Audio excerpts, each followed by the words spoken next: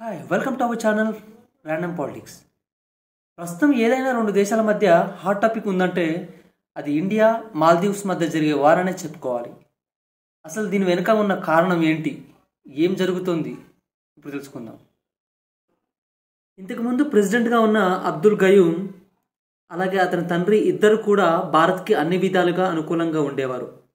కానీ ఇప్పుడు ఎలక్ట్ అయిన ప్రెసిడెంట్ మహమ్మద్ మిజు ఇండియాని కాదని చైనాకి వత్తాస పలుకుతున్నాడు. అంతేకాకుండా మాల్దీవ్స్లో ఉన్న ఇండియన్ నేవీని తిరిగి వెళ్లాల్సిందే అని ఒత్తిడి కూడా చేశాడు. లక్షద్వీప్లో పర్యటించారు. దెబ్బతీసేలా దానికి కౌంటర్గా లక్షద్వీప్లో పర్యటించారు.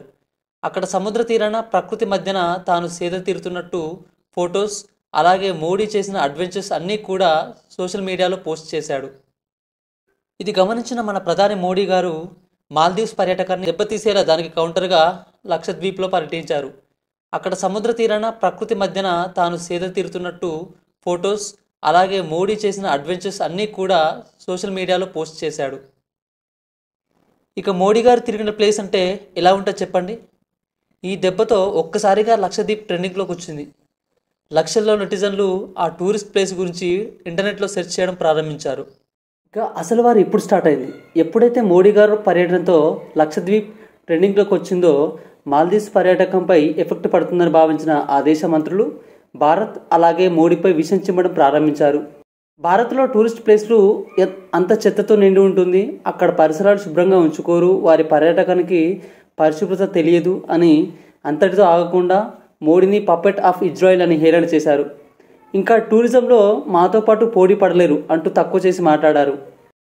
దీంతో ఒక్కసారిగా బాయ్కాట్ మాల్దీవ్స్ పేరిట భారత నెటిజన్లు సోషల్ మీడియాలో నిరసన తెలిపారు. ఇండియన్ సినీ క్రికెటర్లు సైతం మాల్దీవ్స్ ట్రిప్ కాకుండా లక్షద్వీప్ వెళ్లాలని సూచించారు.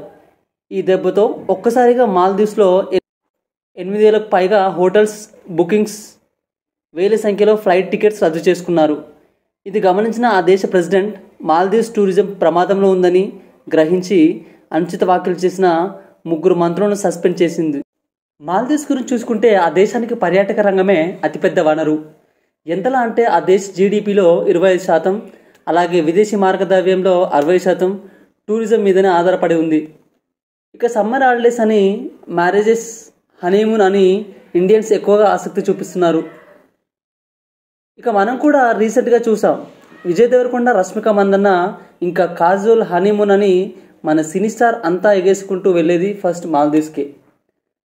ఇలా లాస్ట్ ఇయర్ మన ఇండియన్స్ 1.83 లక్షల మంది మాల్దీవ్స్కి వెళ్ళారు. అలాగే 2022లో 2.41 లక్షల మంది. ఇలా ప్రతి ఇయర్ వాళ్ళ మార్కెట్ వాటాలో 23% మన ఇండియన్స్దే ఉంది. కానీ ఇప్పుడు ఒక దెబ్బతో పరిస్థితులు మారిపోయాయి. అందరి చూపు లక్షద్వీప్ పైనే పడింది. ఈ ప్రాంతాన్ని ప్రపంచ పర్యాటక హబ్గా మార్చాలని మన భారత ప్రభుత్వం భావిస్తుంది. 32 కిలోమీటర్ ఏరియాలో ఉన్న లక్షద్వీప్లో 35 దీవులు ఉన్నాయి. సెప్టెంబర్ నుంచి మే మధ్యకాలంలో ఇది టూరిజంకి పర్ఫెక్ట్ ప్లేస్ అని చెప్పుకోవాలి.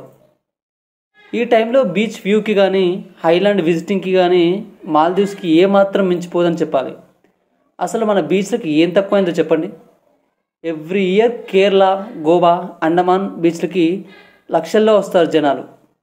ఇక లాస్ట్ ఇయర్ అయితే ఏకంగా 72.4 లక్షల మంది విజిట్ చేశారు. అంటే అర్థం చేసుకోండి. ఫస్ట్ మన cine heroes, heroines Maldives peaceful vacation trip అని వెళ్ళి ఫొటోస్, వీడియోస్ పెట్టి మాల్దీవ్స్కి పబ్లిసిటీ ఇవ్వడం మానుకొని మన భారత్ పర్యాటకం కూడా ఎంతో తక్కువ కాదని నిరూపించండి. ఫస్ట్ మన cine heroes, heroines Maldives peaceful vacation trip అని వెళ్ళి ఫొటోస్, వీడియోస్ పెట్టి మాల్దీవ్స్కి పబ్లిసిటీ ఇవ్వడం అనుకుని మన భారత్ పర్యాటకం కూడా ఏం తక్కువ కాదని నిరూపించుకోవాల్సిన టైం వచ్చింది. ఇలాంటి మరిన్ని వీడియో కోసం మా ఛానల్ లైక్ చేసి సబ్స్క్రైబ్ చేసుకోండి.